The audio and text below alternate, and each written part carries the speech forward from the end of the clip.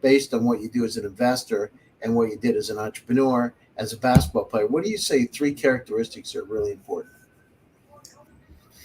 So one is, and you can't achieve anything without this, it's dream big, like insanely big, right? Like be that 12-year-old girl, WNBA, insanely big.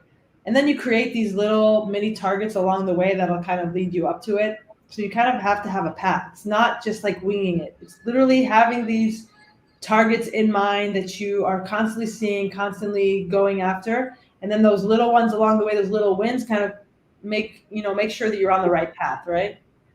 Winning the college national championship, Gatorade Player of the Year, all these things that are like, okay, I'm a good enough player. Yes, yes, yes, yes.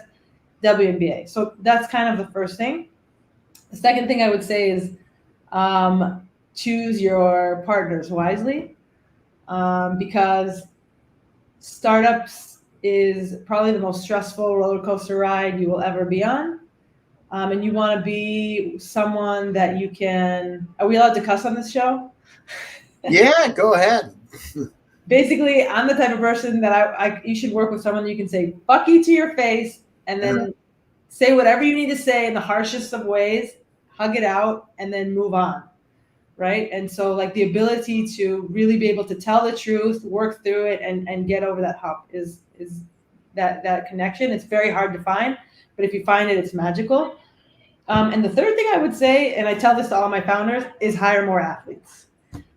Because at some point, when you start a new job, everyone has a learning curve, right? So the athlete, they might have done sports their whole lives, right? And they don't know anything about marketing as much as someone that's done marketing. So there'll be a little bit more of a learning curve.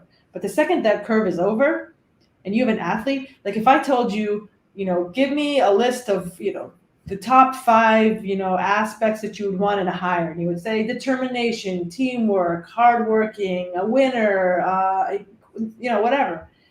And then I would say, athletes have most of those things. Like if you're hiring an athlete, definitely at the collegiate level or above, they have these skill sets that you cannot teach, and other things you can teach. And so that's what I tell one of my companies just hired a sales athlete. He called me up. He's like, I took your advice. He's amazing. He's awesome. He's killing it, And so hire athletes.